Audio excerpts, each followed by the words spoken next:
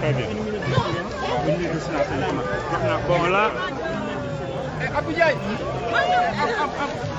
voilà, on est devant les Nations Unies.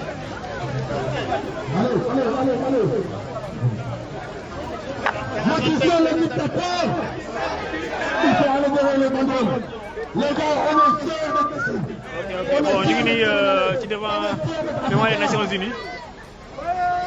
Allez tous devant les banderoles suprêmes. Jamais on a eu une manifestation pareille ici à Genève. Jamais. Allez, on est nombreux. Allez, au terrain. Macky Sall le dictateur. Derrière, allez, Macky Sall le dictateur. Macron complice. On va chanter. On va d'abord faire une minute de silence pour les martyrs, les personnes assassinées. Une minute de silence, une minute de prière, mais une minute de compassion pour le peuple sénégalais. Une minute de communion avec nos martyrs. Les gars, que les gens aillent derrière s'il vous plaît. Il faut qu'on montre à la face du monde qu'on est nombreux contre Macky Sall. On va faire une minute de silence, une minute de prière pour les martyrs. Après, on va chanter le message du Sénégal. Non, mais c'est là-bas, il y a un, on dit là-bas.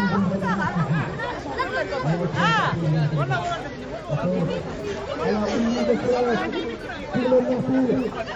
Celui qui veut prier pour la prière. 1, 2, 3.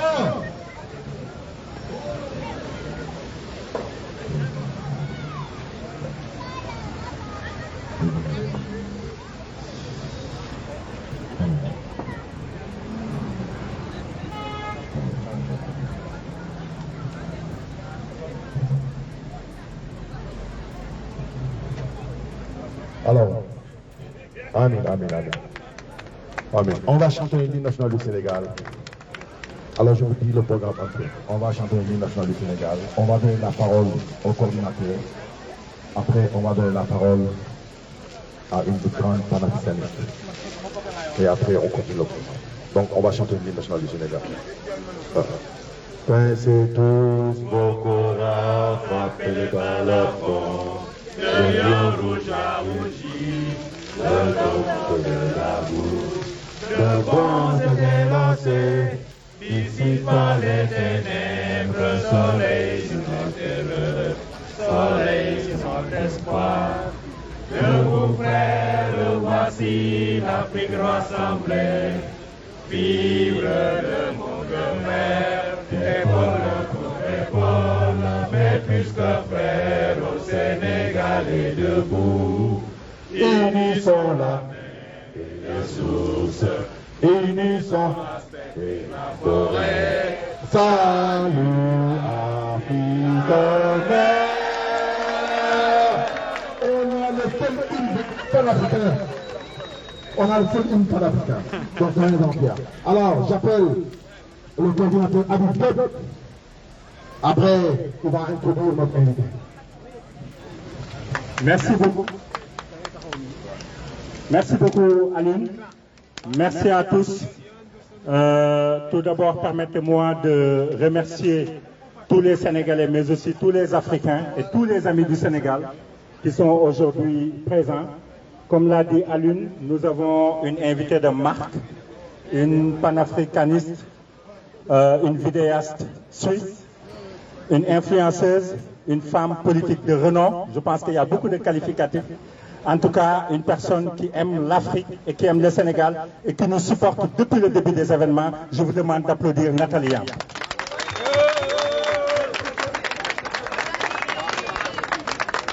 Donc, permettez-moi tout d'abord de m'incliner devant la mémoire des 30 personnes qui ont été lâchement assassinées par les forces de défense et de sécurité. Je pense que depuis quelques jours, nous avons tous vu la répression sanglante qui s'abat sur le peuple sénégalais. Pourtant, c'est un peuple qui est assoiffé de démocratie. C'est un peuple qui est assoiffé de liberté collective. C'est un peuple qui est assoiffé de libertés individuelles. C'est un peuple qui est assoiffé pour avoir l'élargissement de l'espace civil. Le comble de l'indignité, le comble de l'atrocité a été atteint avec la présence de milices privées aux côtés des forces de défense et de sécurité. J'allais dire, c'est l'ultime droit d'honneur que Macky Sall a fait. En première, la protection du peuple sénégalais.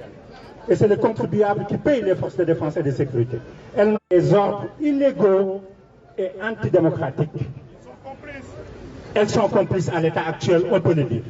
Parce qu'on a tous vu les vidéos des nervis qui sont à leur côté. Donc on ne peut pas aujourd'hui dissocier les forces de défense et de sécurité et les milices privées, malheureusement. Mais il y a une cause racine par rapport à la situation actuelle. C'est qu'on a en face un président de la République qui veut tout simplement bafouer la constitution du Sénégal, qui lui interdit de faire partie de l'élection présidentielle de 2024. Ousmane Sonko day bokk, Macky Sall du bokk. Ousmane Sonko day bokk, Macky Sall du bokk. Ousmane Sonko Sall du bokk. Et je le rappelle à tous les membres de PASTEF qui sont là. Nous avons un seul candidat. C'est qui votre candidat? Encore? Sonko candidat. Sonko président. Donc tout ceci pour dire que nous n'allons pas badiner avec l'éligibilité de Ousmane Sonko. Nous ne pouvons pas négocier l'éligibilité de Ousmane Sonko. Que ceux qui ont créé ces procès, ou j'allais même dire ces procès iniques, ou j'allais même dire cette parodie de justice, qu'ils se débrouillent pour annuler tous les verdicts iniques, et en tout cas à ce qu'on préserve l'éligibilité du président Ousmane Sonko. On ne peut pas le négocier. On ne va pas le négocier.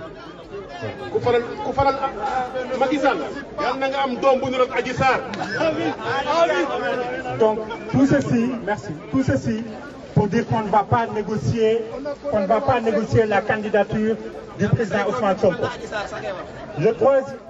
La troisième candidature de Macky Sall, c'est une affaire qui concerne le peuple sénégalais. Mais nous, en ce qui nous concerne, il faudra qu'on résiste de telle sorte qu'on puisse lever ce blocus de la honte au niveau de la cité Kego. Il faut lever ce blocus. Il faut que le Sénégal soit debout. Il faut que tous les Sénégalais s'engagent à aller lever ce blocus de la honte. Ce blocus qui ne repose sur aucune base légale. Et je m'adresse, nous sommes devant la place des nations. Vous savez, la Suisse, c'est un pays qui est stratégique. J'allais dire en termes de géopolitique, mais aussi en termes de géostratégie.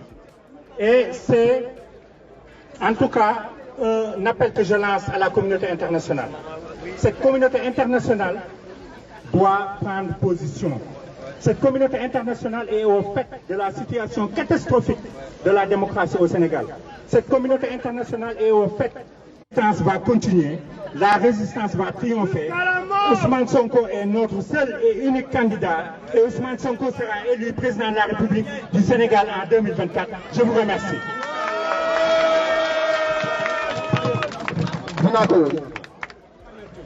Les gars, on s'arrange. Allez derrière, juste s'il vous plaît. Okay. Je sais que vous êtes pour la démocratie. Alors, on va appeler Nathalie Yang. Voilà. Bonjour, combattants du Sénégal et d'Afrique. Bonjour. C'est un honneur de marcher à vos côtés aujourd'hui. C'est un honneur de vous soutenir dans un combat qui est essentiel, non seulement pour le Sénégal, mais également pour l'Afrique. Le Sénégal a toujours été un pays que l'on a admiré de l'extérieur pour ses transitions pacifiques, mais rien n'est jamais acquis. S'il y a quelque chose qu'on doit apprendre aujourd'hui, c'est que rien n'est jamais acquis et que la vigilance ne doit jamais baisser. Avant de continuer mon propos, j'aimerais bien saluer bien bas les gens dont les noms sont ici, parce qu'ils ne sont plus parmi nous. Les gens qui ont perdu la vie en février-mars 2021, qui n'ont toujours pas eu de justice. Les gens dont les noms ne sont pas ici, mais qui sont quand même partis et dont on apprendra les décès dans les jours, les heures, les semaines à venir. Il ne faut pas que leur sacrifice soit vain. Alors, comme l'a dit Habib tout à l'heure, le combat qui est devant vous, qui est devant nous, est un combat de longue haleine.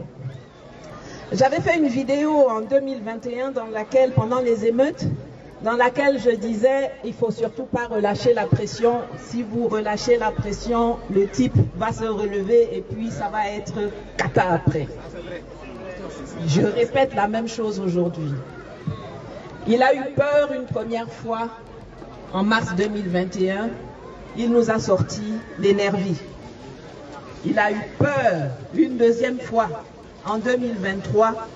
Et le temps qui nous sépare des élections est tellement court que ce qu'il va ressortir là, ça sera... Si vous pensez qu'il y a déjà eu une instrumentalisation de la justice ou une instrumentalisation des forces de police, de défense et de sécurité, vous allez voir flou avec ce qu'il va faire. Donc il faudra être déterminé, il faudra être résistant au temps, il faudra être stratégique.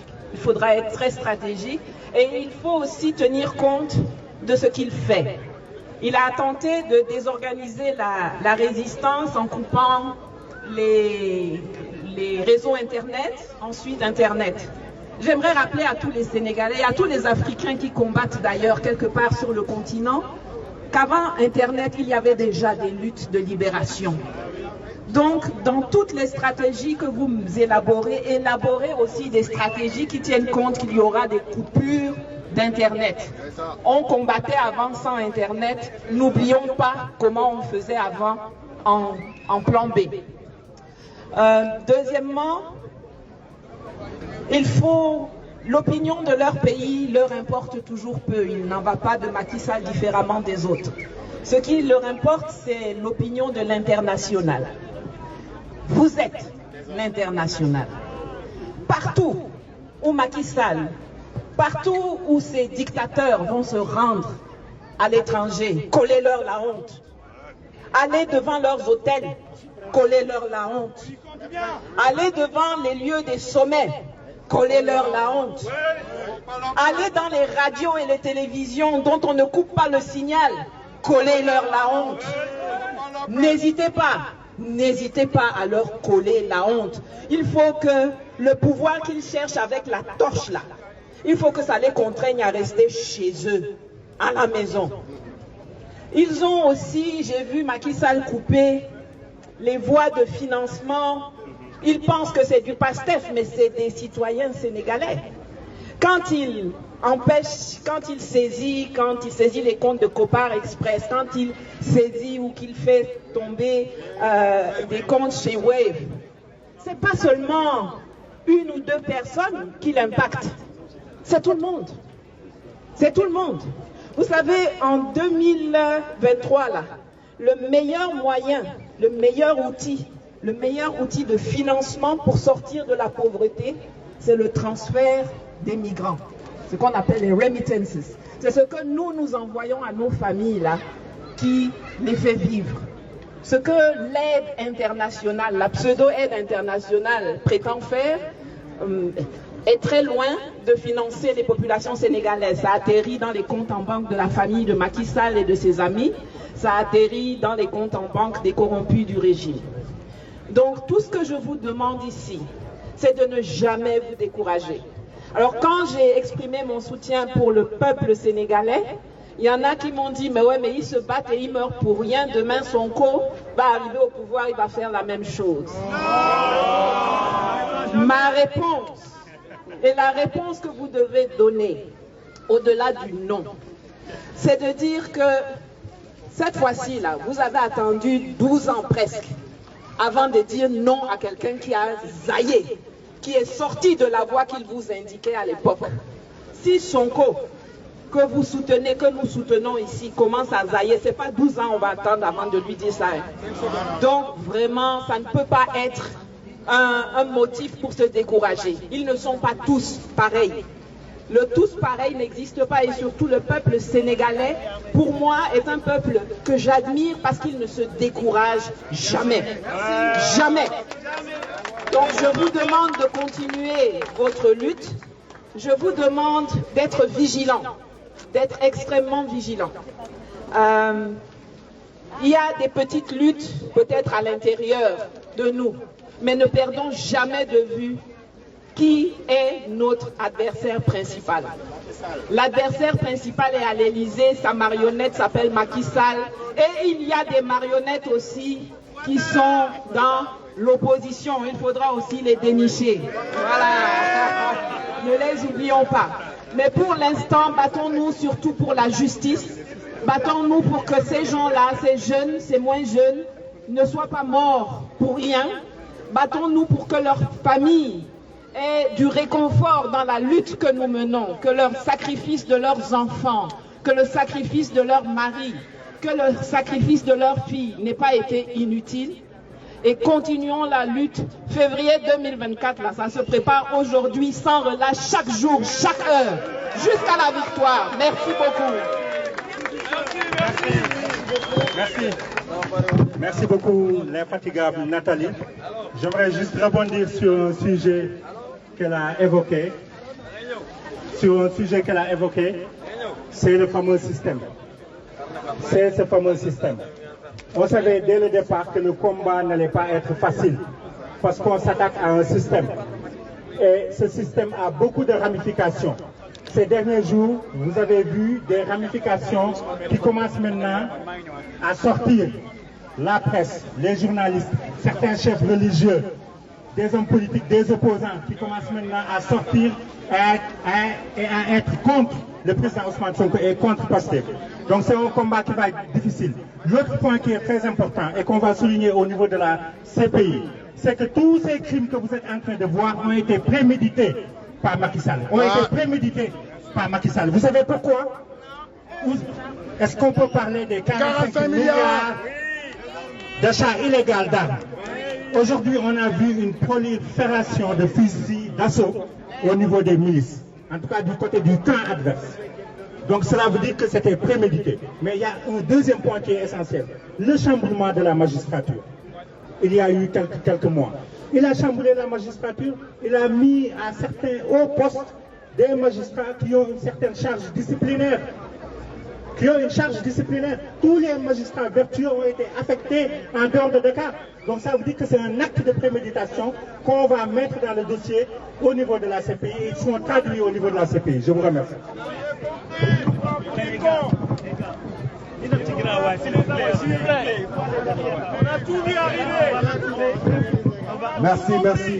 Merci Nathalie. Nathalie, toi tu connais le système, hein? Tu connais le système bien. Alors on va parler, des sages vont parler. Je vais appeler un Jawrin Motalambo, mu wax ñaanal ñu waaw parce que fii doom dañu soxla ñaan, dañu soxla dem si xarañ bi, dañu soxla dem xeex ji. Voilà.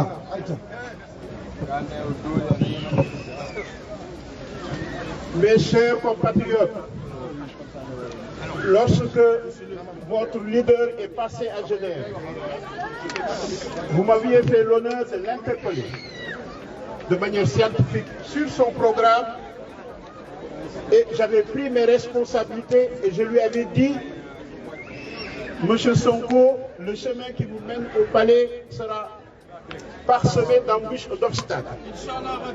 Je vous dis que j'étais à 1000 lieues d'imaginer un seul instant que les obstacles et les embûches auxquelles je pensais allaient être de la taille de ceux que Macky Sall a osé mettre sur son chemin. Mes chers compatriotes, notre pays est une vitrine de la démocratie et le restera. La vitrine est souillée par Macky Sall. Nous devons nettoyer cette vitrine, nous devons le faire partir et nous devons veiller à ce que la vitrine ne casse jamais. Il y a quelques jours, je préparais une conférence sur Cheikh Anta Diop.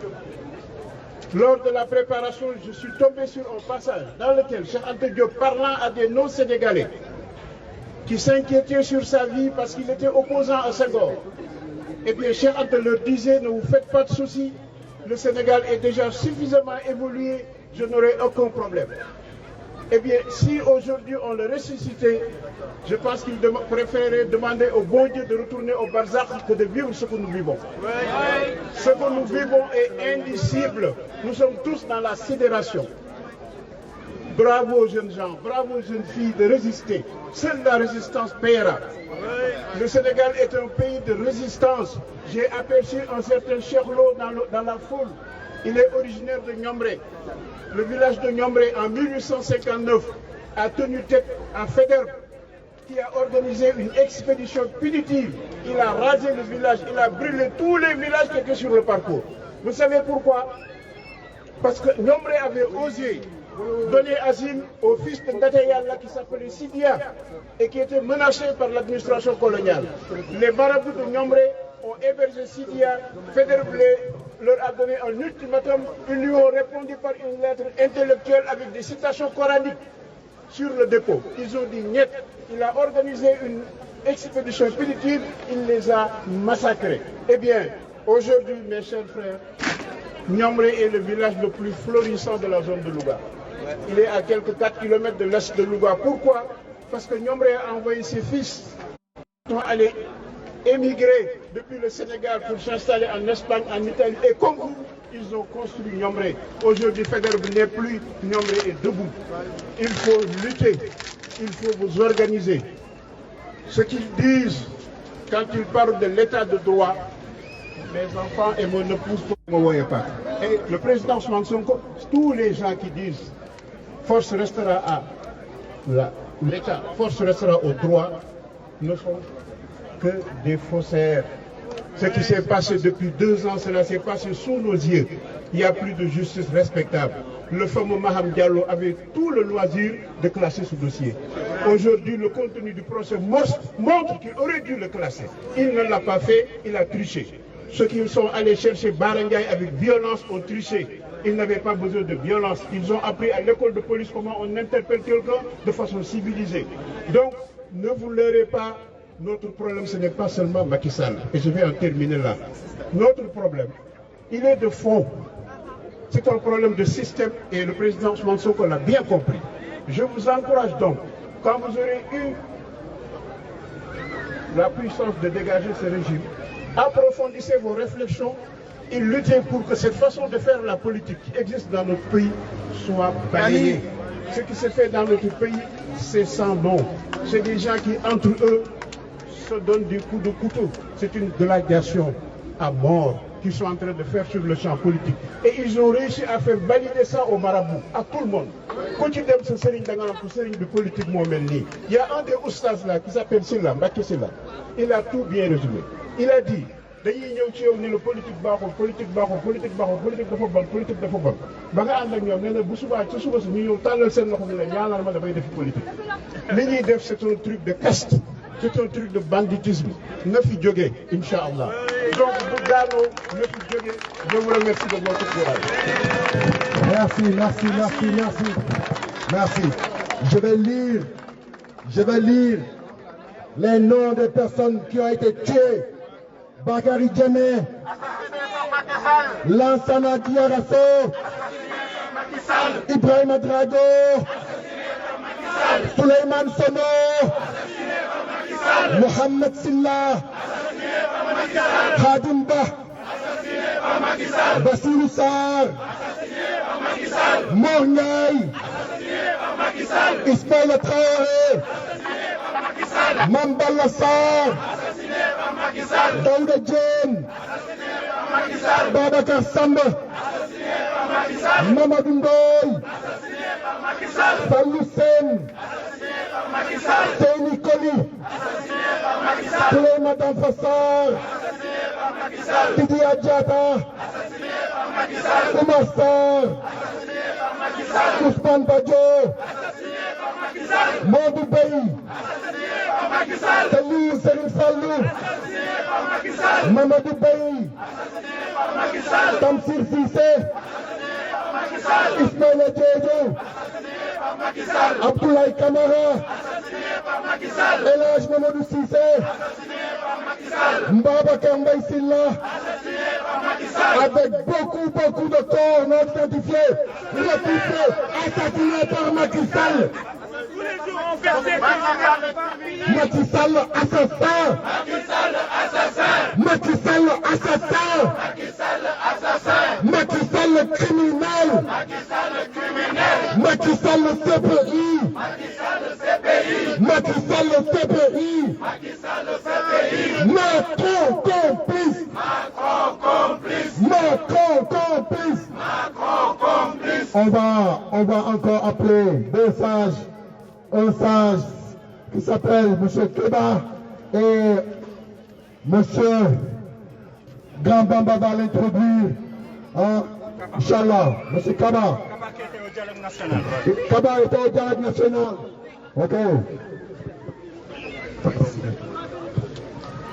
waaw salaamaaleykum maa ngi ziar ñëpp di am mbégte nag seen teewaay yéen ñëpp comme ni ma ko yàgg waxee rek waaye nag bu ñu jàpp ne xeex bi affaire de seconde la lii course la de fond la jeexagul li ñuy def mooy Macky Sall pion bu mu teg ñun ñu teg suñu pion ñu ni mais mën na durer nag gis nga fee mu tëj président Sonko ci kasoom bi mu ko tëj noonu mën na ko fa bàyyi 6 mois yoonam newu ci parce que amul xool Macky Sall bandi la c'est un voyou li may wax nag mooy li fekk Sonko mi ngi ci kër ga ñu tëj ko ñoom ministre yi ak moom Macky Sall bu wàccee fii Suisse na ngeen pare yéen ñëpp ñu dem ñëpp ndeyam fa mu nekk.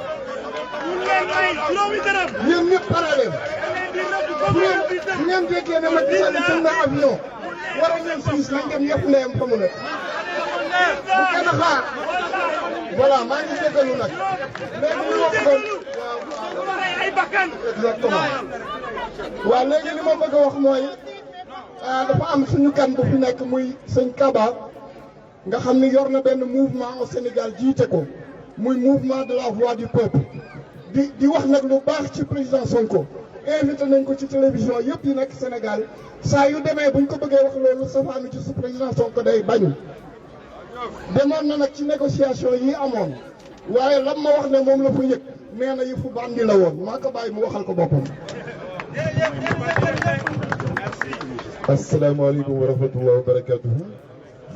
L'assistance, c'est un honneur et une élévation démesurée à l'endroit de ma personne pour m'adresser à l'ensemble de mes compatriotes sénégalais ici présents par rapport à la cause et le combat que nous menons ensemble. Effectivement, je suis le vice-président du parti, le mouvement de la Voix du Peuple.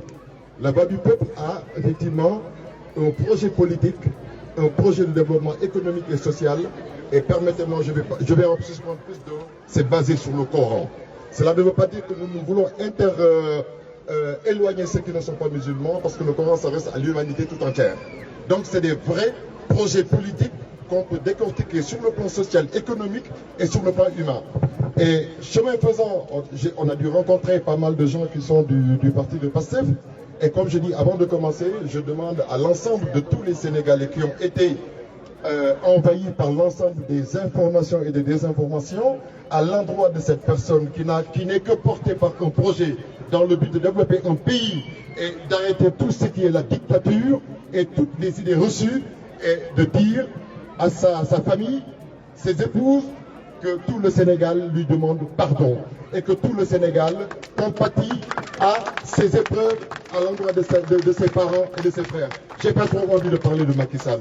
Pour moi, quand on nomme quelqu'un qui est premier citoyen d'une nation, qui se débrouille pour être le dernier, je veux dire, on n'a pas trop envie de parler de lui. La seule chose que j'ai envie de dire aujourd'hui ici présent, et que je crois que tous les jeunes du Sénégal m'entendront, c'est que ne répondons pas de la violence par la violence. Les destructions qu'il y a eu au Sénégal, ça se chiffre à 200 milliards. Imaginez la pauvreté. Ces 200 milliards, si nous prenons 5 millions de pères de famille, c'est 20 millions à chaque père de famille et ça peut réaliser énormément de choses. Donc aujourd'hui, ce que je dis aux jeunes Sénégalais, leur avenir est entre leurs mains. nous tous ici, notre avenir est entre nos mains, nous faisons ce que nous voulons. Parce que quand on arrive dans un pays qui est le Sénégal, de Cheikh Ahmadou Bamba, de El Hadji Malick Sy, de Seydina Limamou Laye, on entend le pervertissement des versets de Coran. Wa tawakkal ala Allah, on nous dit que Gumbaldo, je veux dire, c'est inacceptable. Le Sénégal n'a jamais été comme ça. Et donc aujourd'hui, nous soutenons de toutes nos forces l'ensemble des forces qui sont pour l'arrêt immédiat, effectivement, de cette dictature. Et que je crois que Macky Sall nous entend depuis ici. Et je pense qu'en tant qu'être humain, vibrant des fibres humaines, devrait simplement en tirer les conclusions et de se dresser face à la nation, expliquer effectivement tout ce qui se passe, parce que ces morts ne sont pas des insectes, c'est des êtres humains. Il a des enfants et nous invitons aussi sa femme à cette sagesse de dire à son mari que ce pays n'est pas l'ennemi de son mari. Il n'est pas le président de ses ennemis, il est le président de ses électeurs. Et ça, c'est important à dire et c'est important à le savoir. Et je pense que le combat, comme on le dit, c'est un combat de longue haleine, c'est un combat à vie. Il faut toujours résister dans la vie. Et donc, les médicaments sont chers. Sont chers. Et donc, effectivement, la vie est difficile en général au Sénégal. Et aujourd'hui, ma présence ici, pour moi, est vraiment un honneur. Et je salue tout le monde ici présent et l'ensemble des Sénégalais de la diaspora et du Sénégal. Et vive la République du Sénégal et vive les Sénégalais. Merci, merci, merci, merci, merci. On n'oublie pas une chose. Nous, on fait du gata-gata. On n'est pas là. On ne donne pas la vie. C'est du gata-gata. On casse tout. Le système volvant. La police au Sénégal, elle est complice des assassinats. La police au Sénégal est complice des assassinats. Il ne peut pas y échapper. La gendarmerie. La... Non. Par rapport à ce que vous dites. Non, il n'y a pas de problème.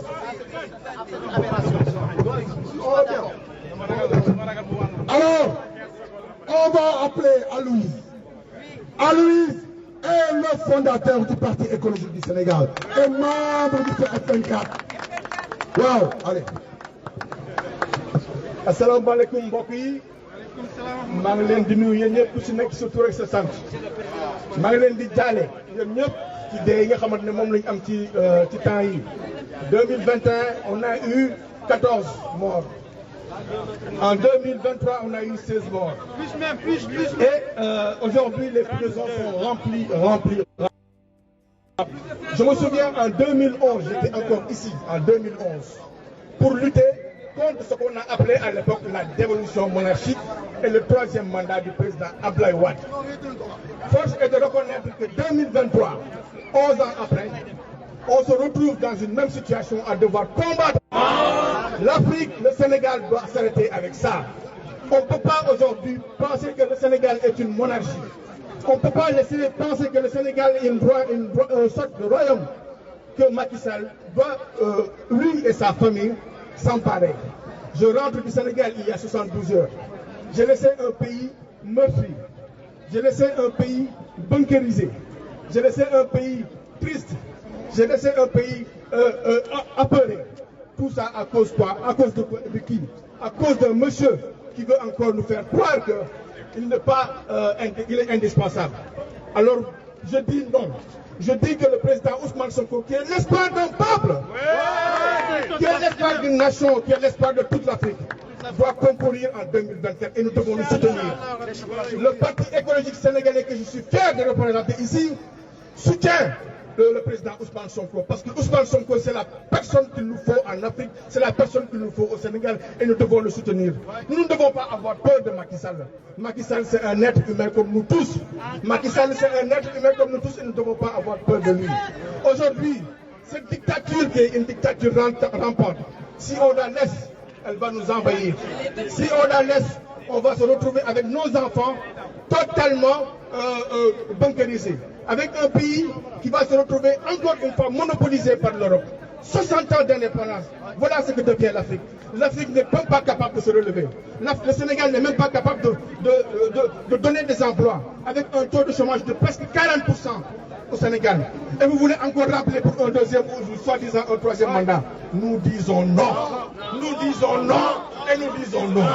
Je viens d'une commune qui s'appelle la commune de Joal Fadiouth, qui est la commune du président Léopold Sédar Senghor. Cette commune, c'est la commune où il y a le plus de poissons au Sénégal, où il y avait le plus de poissons au Sénégal. Aujourd'hui, j'ai été mandaté par les femmes transformatrices de poissons qui me disent, Elise, il faut faire quelque chose parce qu'on n'a plus accès aux poissons. Pourquoi? Parce que le président Macky Sall a signé des accords de pêche avec l'Union européenne, disant que 10 000 tonnes de thon et 1750 tonnes de mérite doivent être pêchées chaque année. Est-ce que la mer du Sénégal peut encore prendre ça? Non, non, non. Je rappelle que le président Macky Sall a pris 2 millions d'euros. Tout ça pour mettre en péril 600 000 personnes. Je rappelle qu'au Sénégal, il y a 600 000 pêcheurs, 600 000 personnes qui travaillent autour du poisson. Aujourd'hui, ces personnes sont obligées de laisser leur pirogue dehors. Ces gens sont obligés de prendre la mer pour aller en Europe. C'est ça c'est triste et nous ne pouvons pas continuer à accepter ça. C'est pour ça que je vous remercie d'être là aujourd'hui. Je souhaite vraiment beaucoup de courage aux frères Ousmane Sonko, vraiment que yàlla ko yàlla jàppale le 2024 mu ñëw bokk comme ñëpp. Vive le Sénégal, vive l'Afrique, vive le F24 et vive le Parti économique sénégalais. Merci, merci, merci. Alors, on va vous rappeler, on a des chocolats on vend des chocolats pour aider les victimes. Allez demander aux gens qui portent les trucs en vert, en jaune là. On vend du chocolat pour aider les bracelets, pour aider les victimes, les malades, les détenus. Alors, on va faire honneur aux dames. Honneur aux dames. Alors, je vais appeler deux dames. La première, ça va être Aminata Fall. Après, ça va être Catherine Gueye. Madame Fall. Madame Fall. Voilà. L'infatigable. maa ngi leen di ziar yéen ñëpp panafricain yëpp parce que tey ñun ñëpp a fi daje Afrique moo fi daje ci boppam man nag dama bëgg a laaj benn laaj Macky Sall ak justice am dañu ne jeunesse corrompue jeunesse boo xam ne dañ leen utiliser Ousmane Sonko moo leen utiliser ñoom daal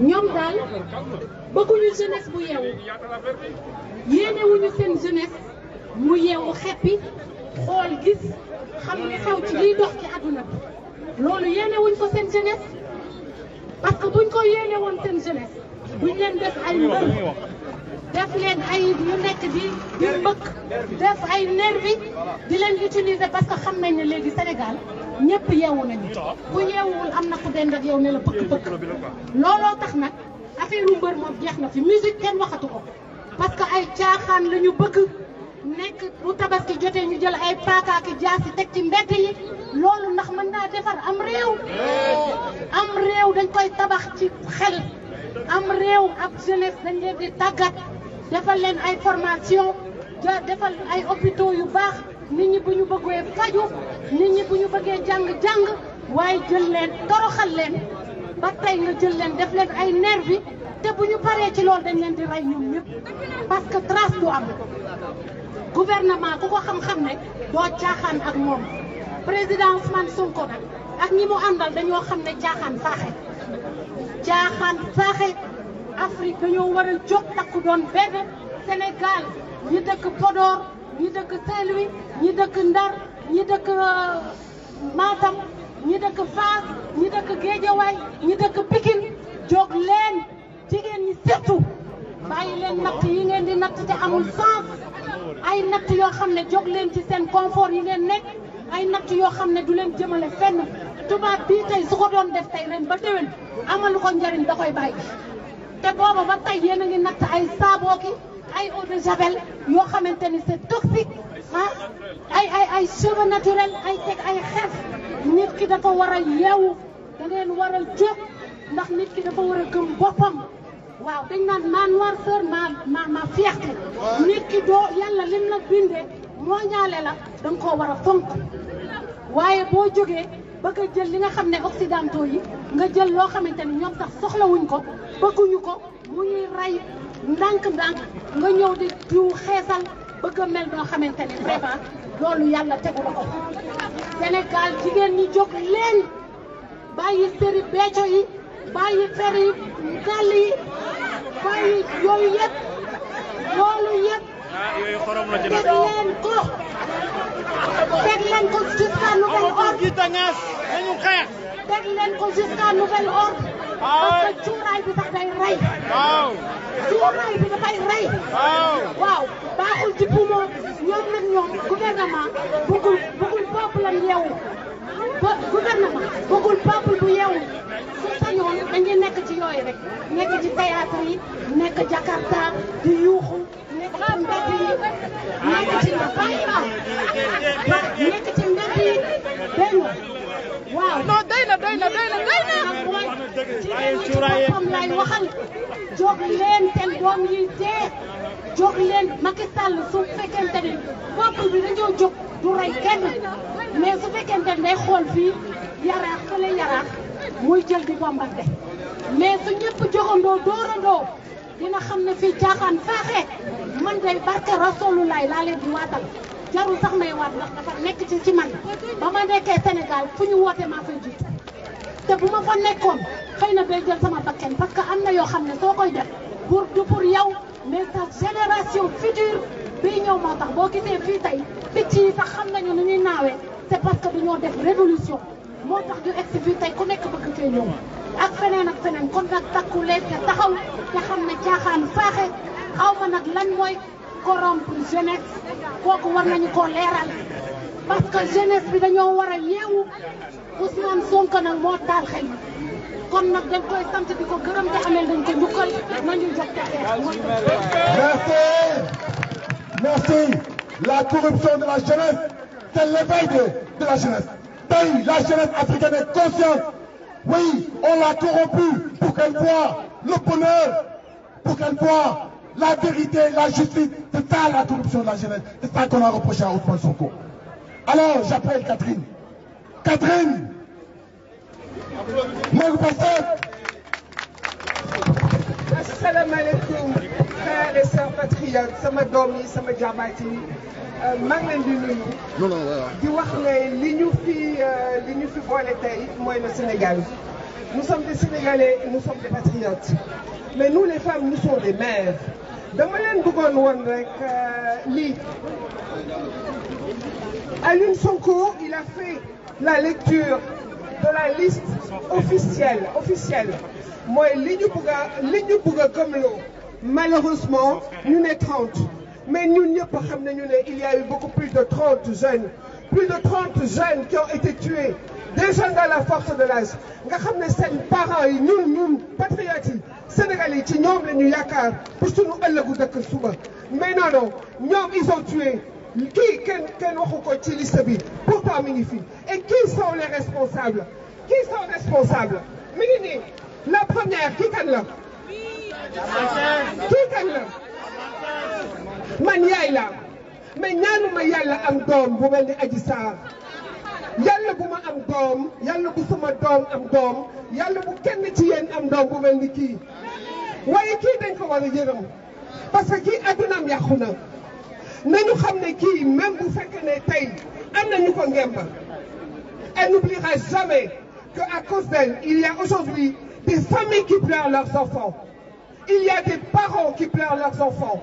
Il y a des enfants qui pleurent leurs parents. ñaata xale ci ñun ci sunu ay doom ñoo toog tey ils sont handicapés à vie. Ils sont blessés. Ils ont perdu leur travail. On a brûlé leurs biens.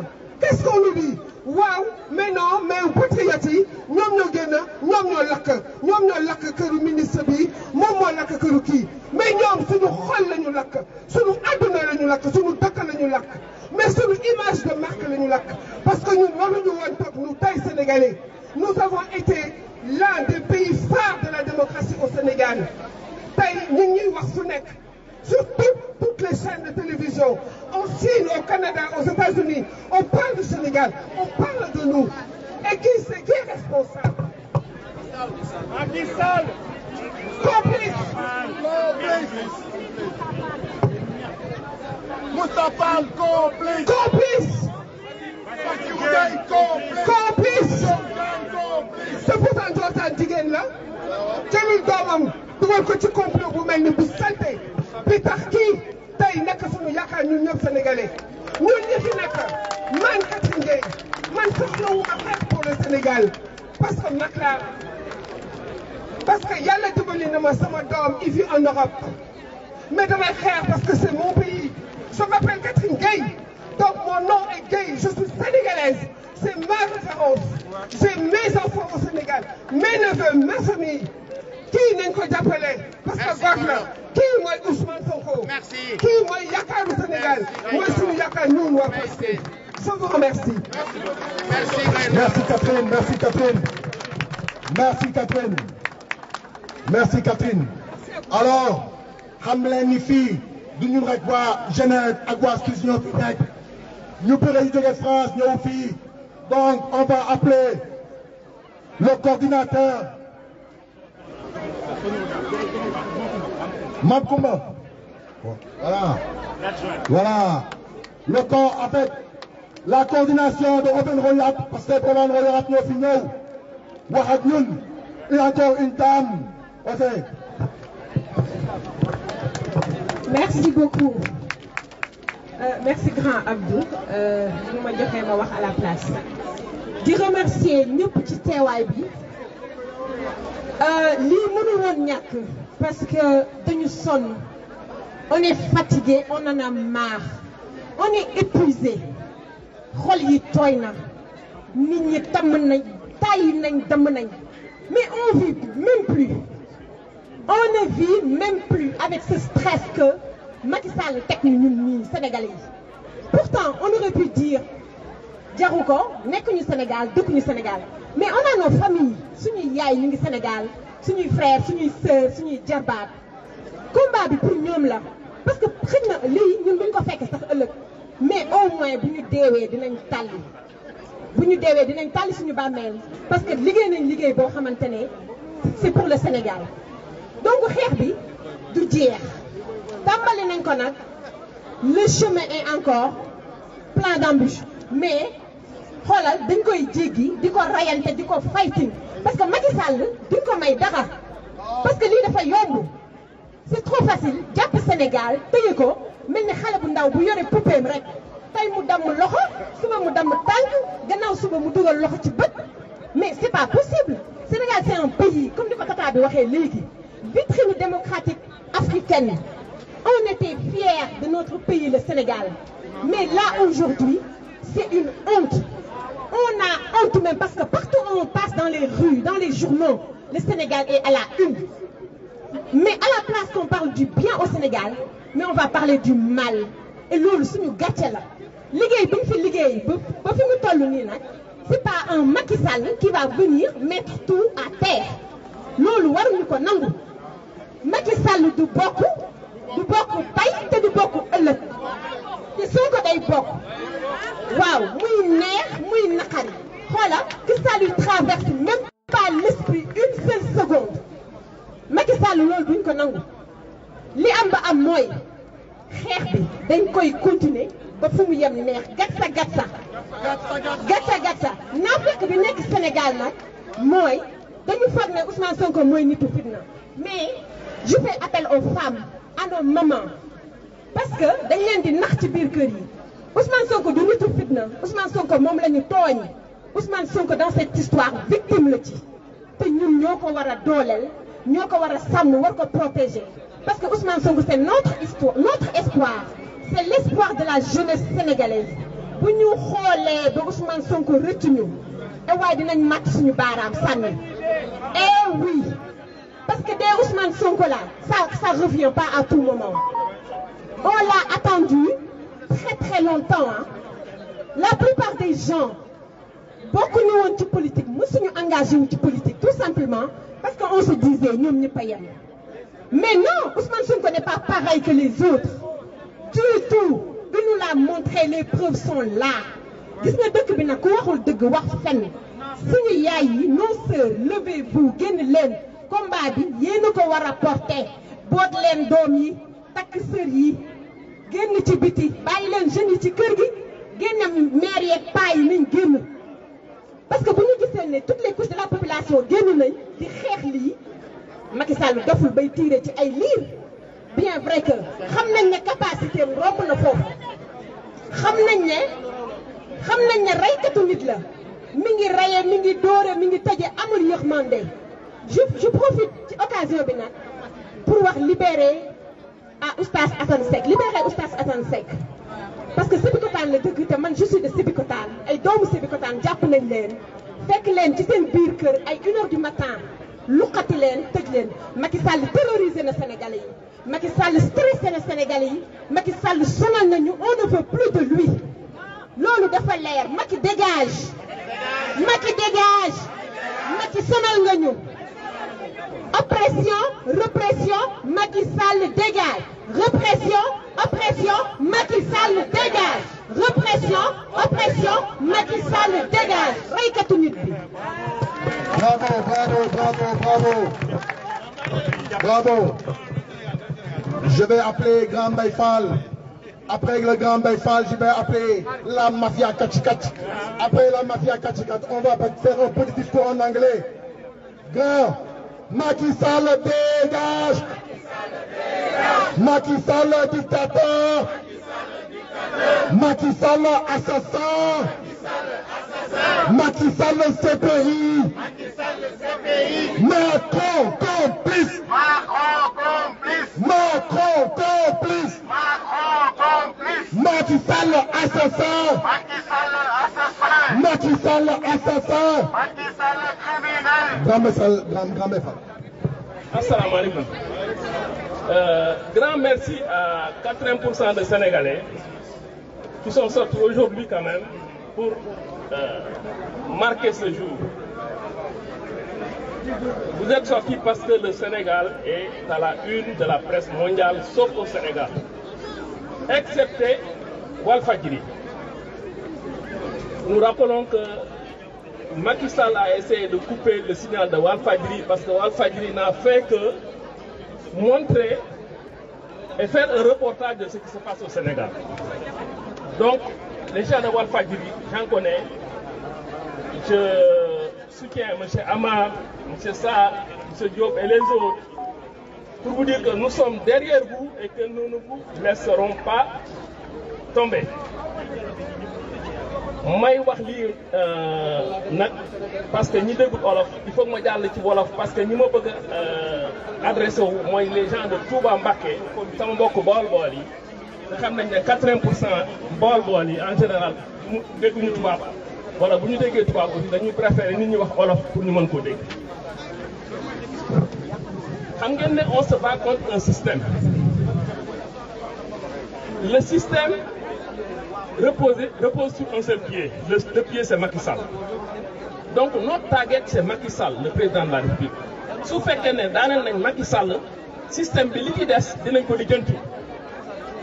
parce qu'une dictature dans un pays, nous peut tenir sans pour autant nous financer des stratégies. Système bobu nak ces hommes d'affaires qui sont tout autour de financer cette dictature là, ñooñu mën nañ leen lijjanti après. Su Macky Sall nekkatul rek ñooñu mën nañ leen lijjanti après. Lu tax nan lañ leen di lijjanti mooy dañoo am un projet solide. Gis nit koo xam ne si ñun Sénégalais yi moolu nañ ko muy président Ousmane Sonko mooy suñu plan A di suñu plan Z. On n'a pas de plan intermédiaire. Et que les gens qui sont avec lui pour faire des calculs qui ne se leurrent pas, nous ne pourrons pas les accompagner dans leur but.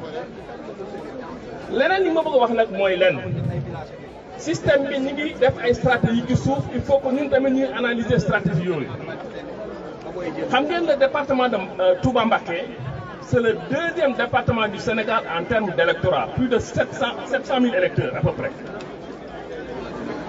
Démb jot nañ ndigalu xalif bi ne Touba kenn du fa politique. Touba kenn du fa politique te ñun murit lañ murit ndigal jëfe ndigal li dañ koy jëfe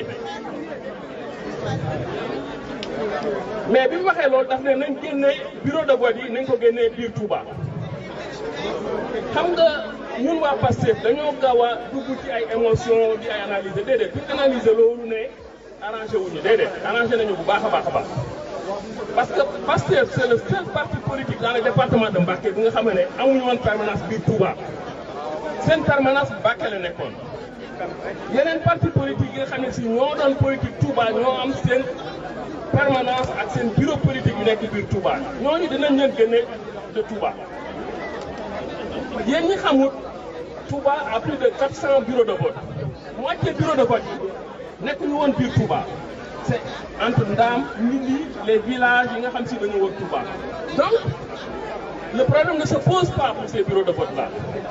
yeneen bureau de vote yi c'était des bureaux de vote volants yoo xam si dañ koy installé bu élection ñëwee nit ñi dem voter mais non le problème ne se pose pas mën nañoo déplacer ces bureaux de vote là à Ndam à Mbacké et que les gens qui votaient à Touba viendront voter à Mbacké à Ndam donc defe naa ne lii sëriñ bi digle ndigal la dañ koy jëfee te loolu moo gën ci ñun parce que ña doon comploter biir Touba bu Ousmane Sonko ñëwee Touba ñuy embauché ay xale ñuy saaga ñuy sànni après ñu ne waa Pastef la loolu dana fa dañ parce que Baye Fall yi ci boppam ñooy jël sécurité Touba loolu dama bëgg ngeen xam ko quoi lii suñu avantage la nañu xool nan lañ koy lijjantee ci suuf de telle sorte que 80% électeurs yi nga xam si Pastef moo leen moom dans le département de Mbacké reste Pastef loolu rek laa bëggoon a yokk ci loolu leneen li nag mooy mën naa dellu si ci tubaab nous sommes en train de construire une nation-État. Au Sénégal, avant, on avait un État, pas une nation qu'on voulait construire. L'État est à terre, avec Macky Sall. On n'a pas de justice, l'éducation n'est pas là, la santé n'est pas là. Donc, nous sommes à un tournant où on doit se battre pour construire une nation-État. Il faut que chacun de nous se mette ça dans la tête. Que cette bataille ne va pas être facile, ça va pas être une bataille de 2 jours ou de 3 jours. On va y laisser beaucoup de plumes, mais le Sénégal vaut cette peine-là. Je vous invite tous à tenir, surtout la diaspora. Et financièrement. Macky Sall s'est attaqué au bureau national de Pastef et aux dirigeants de Pastef sur le plan national. Maintenant, ce qu'ils font maintenant, c'est attaquer la diaspora. Parce qu'ils se disent que c'est la diaspora qui établit certaines stratégies, c'est la diaspora qui envoie de l'argent. Ils ont même commencé à bloquer certains comptes des gens de la diaspora. Je ne veux pas citer de nom, mais ils ont commencé à faire ça. Mais tenons bon. Ils ne pourront pas tenir parce qu'on sait exactement leur calcul, leur déplacement et tout ce qui se fait à l'extérieur, on fera face. On fera face. Sur ce, j'invite tous les Sénégalais et tous les Africains qui peuvent supporter ces Sénégalais dans cette lutte-là. Parce que ce n'est pas une lutte seulement pour le Sénégal, c'est une lutte pour toute l'Afrique. Une fois que ça passe au Sénégal, je pense que tous les autres pays africains vont suivre. Je vous remercie beaucoup. Je vous encourage. Merci grand Bafal. Macky Sall démission. Macky Sall dictateur. Macky Sall dictateur. Macky Sall dictateur. Macky Sall dictateur. Macky Sall dictateur. Eh les gars, venez.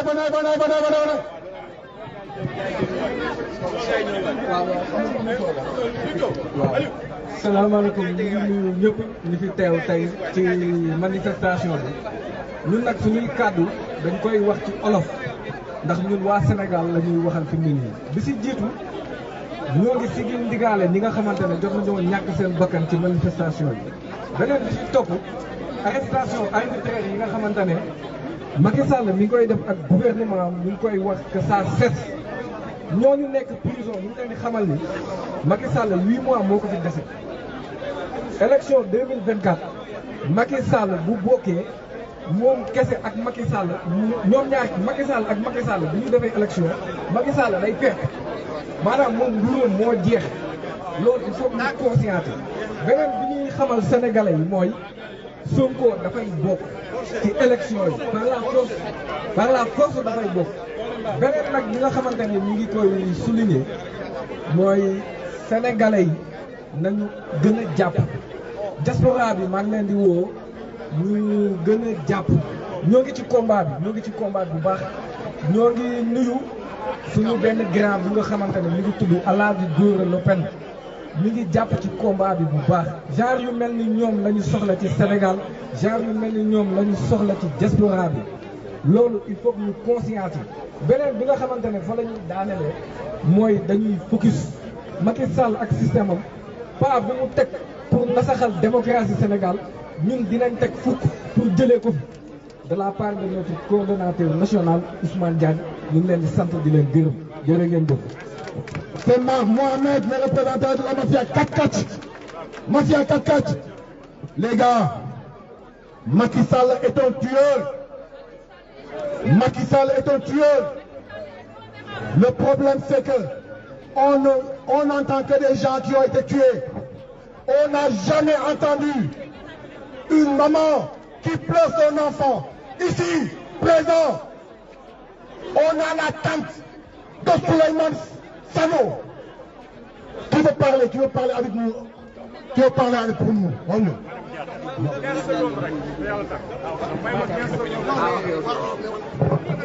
asalaamaaleykum Sénégalais yi maa ngi leen di nuyu ku ci nekk turam ak santam man nag Macky Sall la daf ma tooñ te duma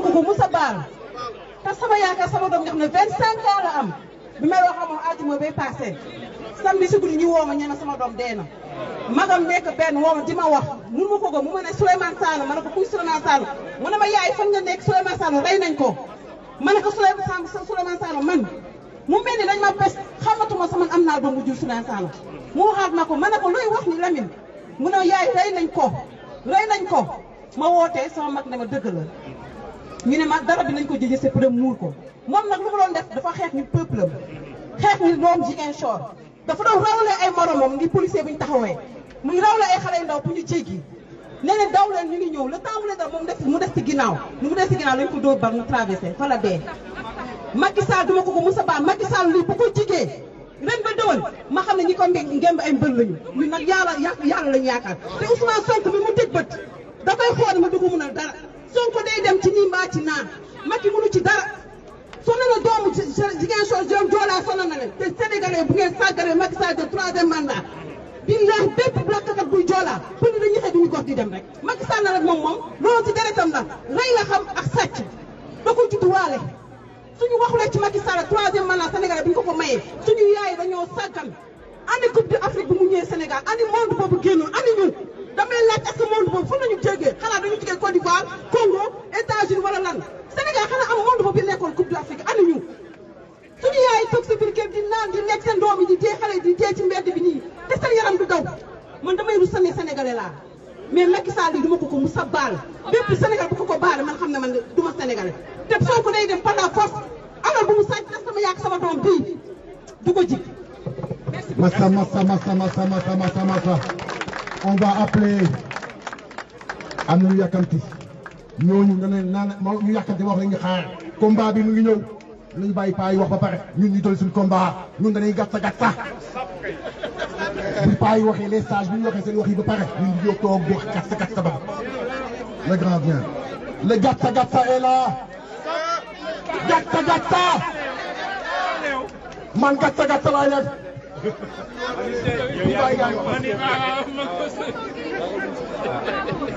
waaw asalaamaaleykum maa leen nuyu yéen ñëpp li ma bëggoon a wax rek moom mooy ñun dañu war a jàng ci dëkk bi ñu nekk pour jël am nañu fi jàngat pour mën ko inclure suñu combat bi jàngat bi moom mooy man li ma gis pour attaquer le mal à racine mi ngi commencé ci xeex le système présidentiel.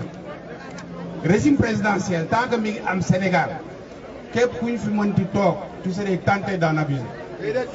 kon nag non mais waaw mën nga bañ a d'accord damay wax rek dégg nga léegi nag kon moo tax war nañu xeex war nañu ko boole suñu xeex ñaareel bi moom mooy fii nii suuf gi ñu nekk nii avantage régime parlementaire bi da tax na ba nga xam ne bii ku nga xam ne toog nga ba jógee ci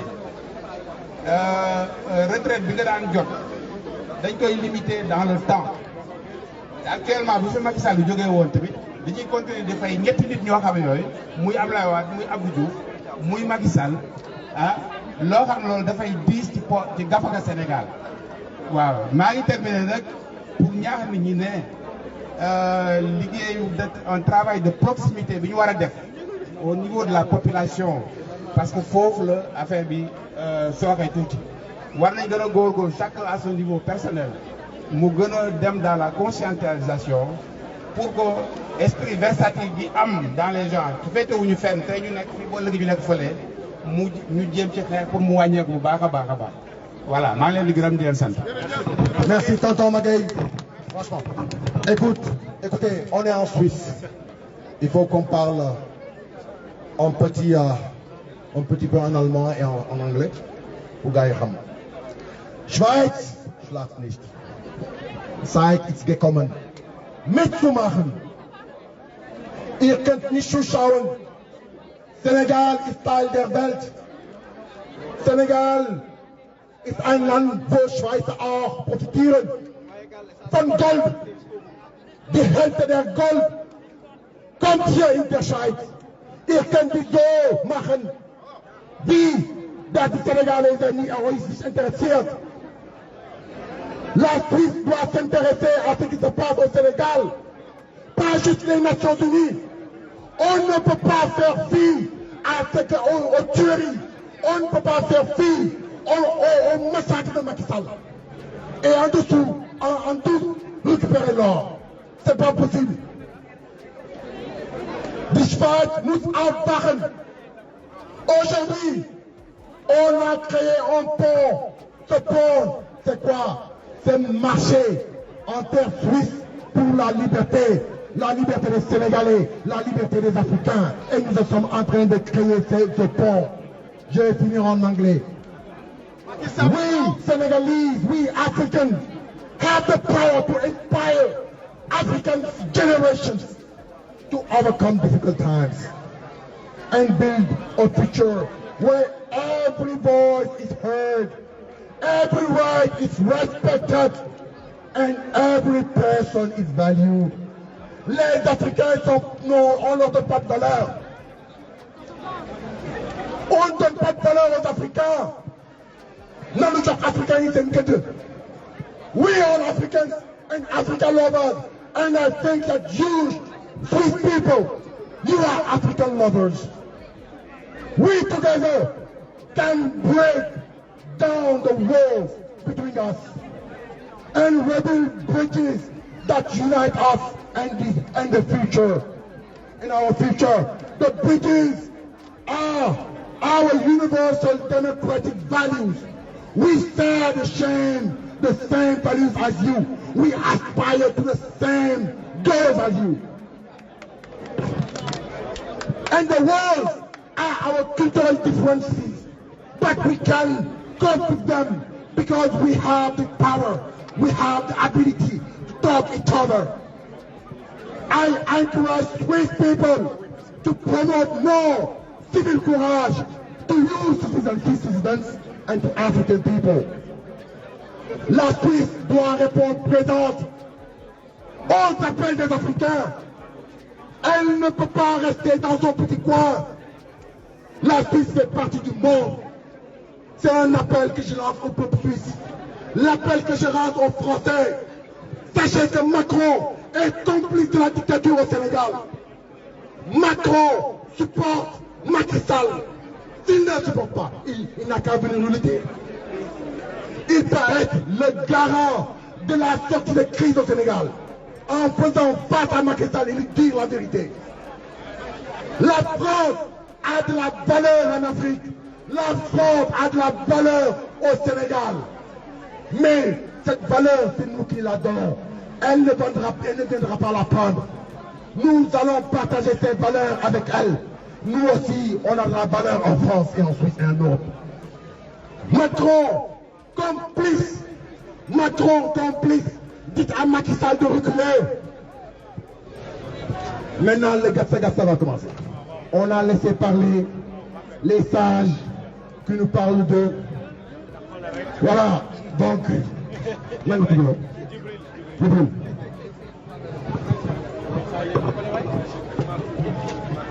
Wow, salam alaikum. Moi, Sénégalais, là, je suis Sénégalais et là, je n'ai pas de message pour l'étranger ou pour qui que ce soit. Je parle aux résistants, les Sénégalais qui sont sur place, les jeunes, de prendre leurs responsabilités. Ce n'est pas les vieux qui ont 70 ans, ils sont prêts à mourir, qui vont décider pour notre avenir. C'est eux qui vont dialoguer. Eux, ils vont mourir et ils vont dialoguer et ils vont décider pour notre avenir. Oh les gars, ça me gagne. Gis nga bu ngeen dugul ci lii ci torox ngeen di dee wallahi bu ngeen xeexul ci torox ngeen di dee ñun ñu ne fii nii xoolal li ñu am nañ koo pare yéen ñu ne foofu yéen a koy dund ñun xool xeex bi dañ cee mënul bokk ndax xoolal bu ñu tegee suñu doon aéroport ñu dugal ñu si kasa yi du ñu nangu di sarax suñu bopp comme ay kañe mu leer mais xool bu fa newoon gars yi ëpp ñu nu bopp dàq ñu ñuy xeex ëpp ñu leen idée wu caay-caay xoolal bu ngeen jugul ci loolu di ngeen toog ak seen i njaboot gàcce di leen ci rey ñuy 2023 ku fi jugoon nga naan ah sama kër de laa nekkoon xoolal yéen a koy war a lijjanti te xeex di ànd ak bopp lijjanti leen seen réew moomu jug leen jàmbaar man góor yàlla yi lay waxal jigéen ñi ni si kër ñi bu ngeen mënul jël xeex préparé leen ay xeer ay ndox lekk di nga jox résistants yi Macky Sall ay discours dugg fi jëlee gis ngeen li mu laal yëpp def ñu jàppee ay kañe di teg bopp li mu jëmal réew xam nga lan la kawoo la fi teg kawoo pour ni élection mënu fi am di tappale yooyu noonu Macky da nga war a xam ni ñun sa peuple ñoo la raw ci bopp munoo ñu duut munoo fi teg lu gaay bu mu doon seen gàcce xeex leen pour seen i njaboot loolu laa amul mu si wax. Merci, merci. Macky Sall dictateur. Macky Sall CPI. Il y a des chocolats à vendre pour les bénéfices iront directement aux victimes, aux victimes. Où est Togola? Où est Togola? Vous êtes parlé là. Où est Togola? Ana Togola. Hakim. Ana Hakim. Macky Sall le dictateur. Macky Sall le dictateur. Macky Sall le dictateur. Macky Sall le dictateur. Hey! yow leen Sénégal yi fa ñuy xeex. Ana Togola.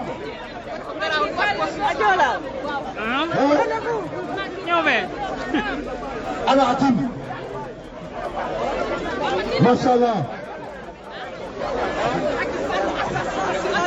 Hakim. Quand je dis que tu on en a marre de lui. Wow. Qui part. Voilà, son peuple libéré, son peuple. Voilà, c'est ça. Libérer les prisonniers politiques. Ah, tey nag moom xam naa ne Macky Sall tey moom aw ma lu ma lay wax parce que yow da nga am problème bu traite xale yi nga xam ni ñoo ëpp Sénégal te réew mi lépp lu fa baax di seen yëf tey war a doon seen yëf ëllëg man ñoom laay conseillé ñoom laa am lu may waxal tey yow aw ma tey lu may wax ci yow parce que problème mu traite nga am parce que dafa am loo xamante ni su ko doomu aadama melee rek mooy deretam baaxul.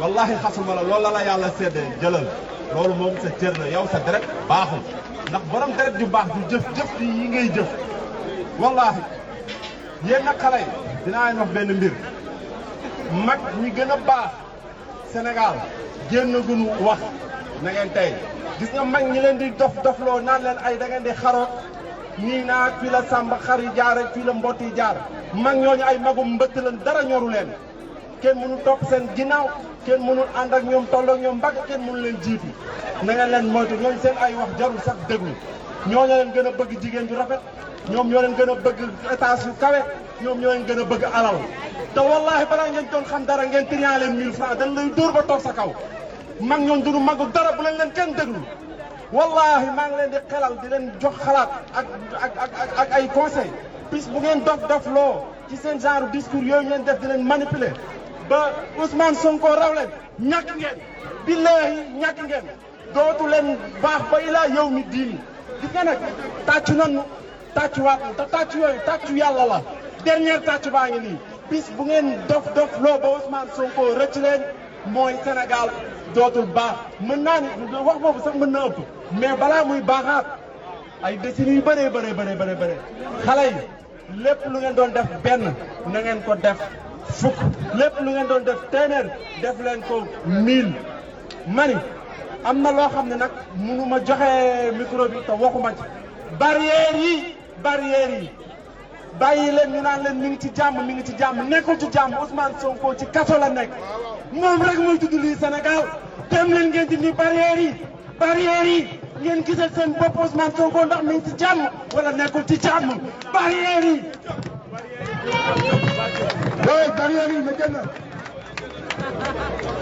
les gars yuuxu bi métti na xam nga ni yuuxu bi métti na te mu ngi toog di wax ay Macky Sall moomul ci du hymne national bi donc dañuy jeexal tey léegi nii dañ ko ñëw jeexal mais xam leen ni lu ñu def nii ndam bu rëy la Macky Sall na xam ni du am jàmm fenn. Les organisations on fera face.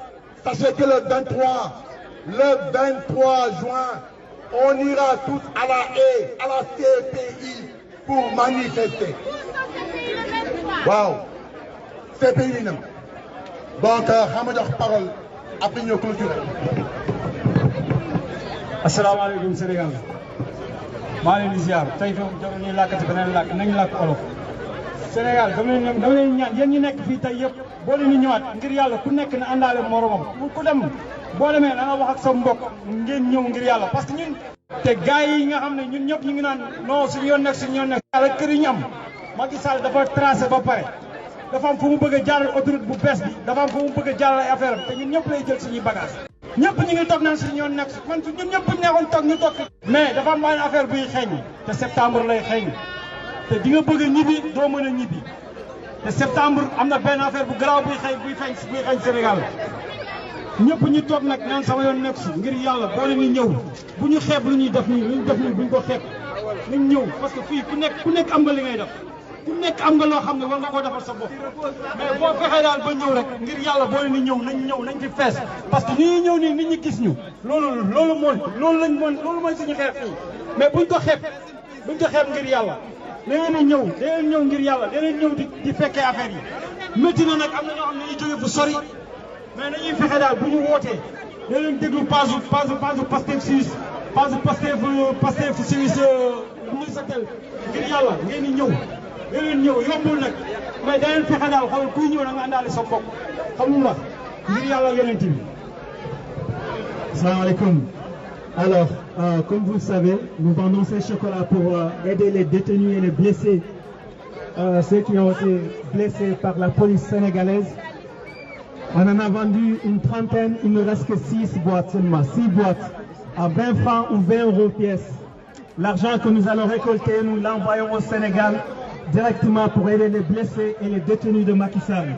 20 francs la pièce, il nous reste 6 boîtes seulement, il nous reste 5 boîtes maintenant. 5 boîtes, 20 francs s'il vous plaît, ça sera votre participation pour aider les détenus qui sont au Sénégal et les blessés au Sénégal. N'hésitez pas, vous pouvez payer en espèces, par tweet, par virement, tous les moyens de paiement sont les bienvenus. Merci beaucoup. Alors, nous appelons, on va finir en apothéose. Sénégal, Macky Sall, le barrage démocratie sénégalaise. Moi, il est certain que l'on voit ici. On va faire un tour. On va faire une projection.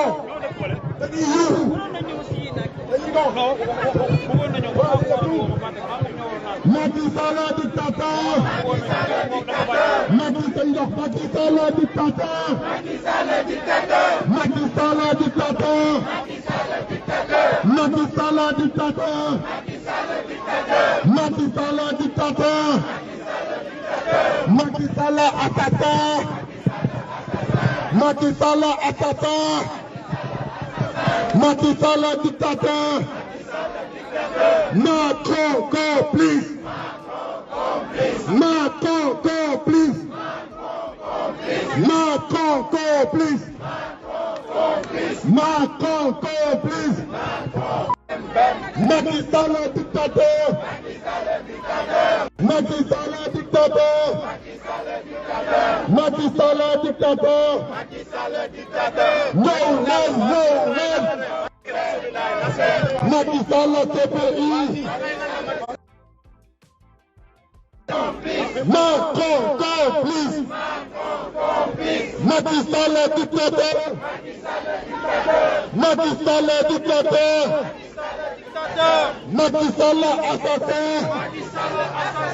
Macky Sall dégage. Macky Sall assassin.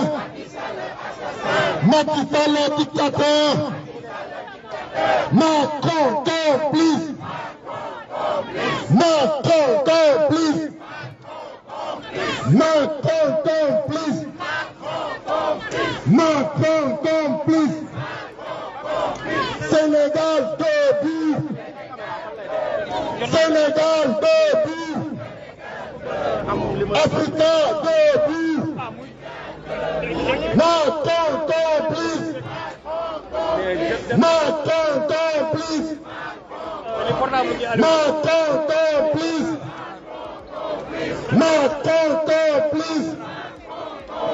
Macron complice. Macky Sall assassin. Macky Sall CPI.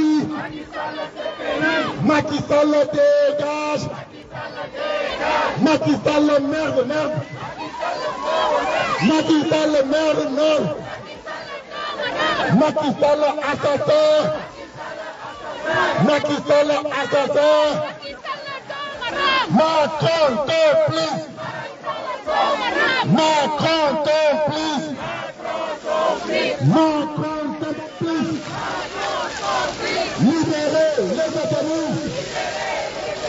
Libérez Diabara. Libérez Ousmane. Libérez Sonko. Libérez Fadilou. Sonko président. Sonko président. Sonko président. Sonko président. Sonko président. Libérez par la fleur. Libérez Fadilou. Libérez Fadilou. Libérez Fadilou. Libérez Fadilou. Libérez Diomaye. Libérez Diomaye. Macron complice. Macron complice. Macron complice. Macron complice. Macronie complice. Macron complice. Macron complice. Sénégal, Sénégal. Sénégal, Sénégal. Sénégal, Sénégal. Sénégal, Sénégal. Souleymane Sano. Souleymane Sano. Souleymane Sano. Souleymane Sano. Souleymane Sano.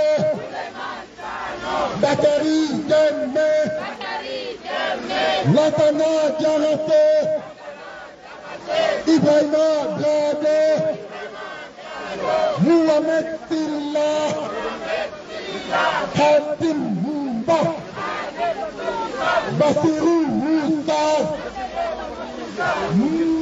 Mornay.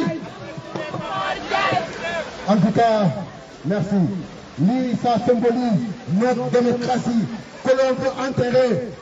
Voulez-vous la mort de la démocratie au Sénégal? Non. Voulez-vous que Macky Sall tue la démocratie au Sénégal? Alors, levez-nous. Battons-nous. Battons-nous pour nos frères. Aidons nos frères. Il faut participer au combat. Il faut participer au combat en donnant de l'argent. Il faut aider nos frères détenus. Il faut aider les blessés. Il faut aider les familles meurtries. Sénégal, Sénégal, Sénégal. L'Afrique nous regarde. L'Afrique compte sur nous. L'Afrique nous regarde. Le monde nous regarde. On ne doit pas faillir. À nous de gagner la guerre. Et on va la gagner. Mashallah, salam alaikum, Inch'Allah. Tatu le Zembap, tatu le Zembap, tatu le Sénégal, tatu le Zembap, tatu le Zembap. Merci. Alors, nous maintenant à faire une photo de famille. Une grande photo de famille. Que tout le monde qui aille derrière. Derrière le cacao.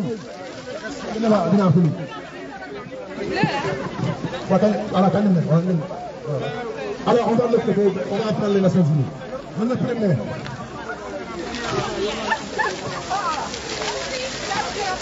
Une grande photo de famille. Hop, hop, hop, hop, hop, hop.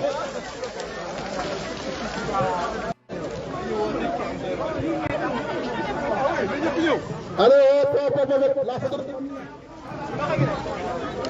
Photo de famille. Hop, hop, hop, hop, hop, hop, hop, hop, hop. Macky Sall le dictateur. Macky Sall le dictateur. Sénégal, Sénégal. Sénégal, Sénégal. Sénégal, Sénégal. Sénégal, Sénégal. Sénégal, Sénégal. Sénégal, Sénégal. Sénégal. Macron complice. Macron complice. Macky Sall assassin. Macky Sall assassin. Macky Sall dictateur. Macky Sall dictateur. CPI. Macky Sall CPI. Macky Sall CPI. Macky Sall CPI. Macron complice. Macron complice. Macron complice.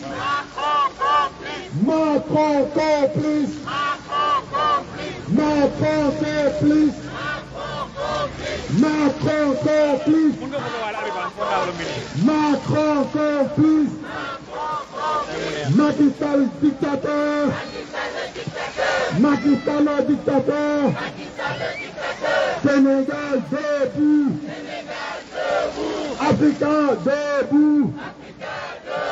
Président Ousmane Sonko. Président Sonko.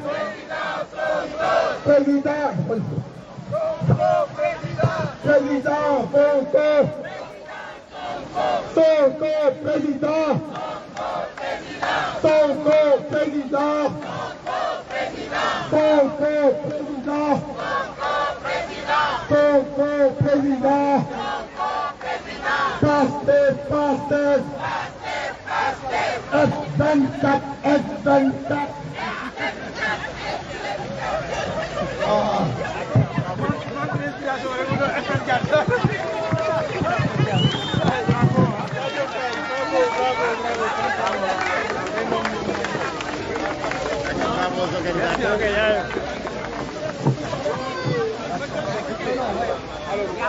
Merci encore, merci. Merci vraiment, vraiment, merci.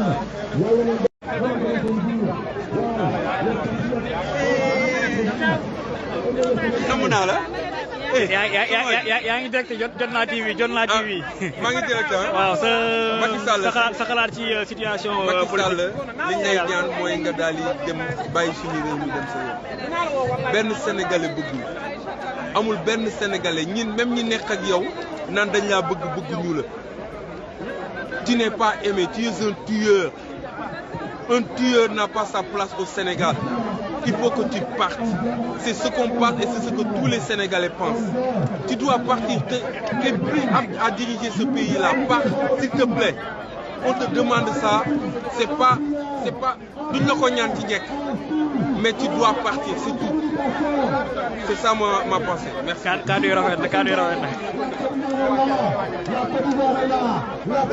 Ok, bon, donc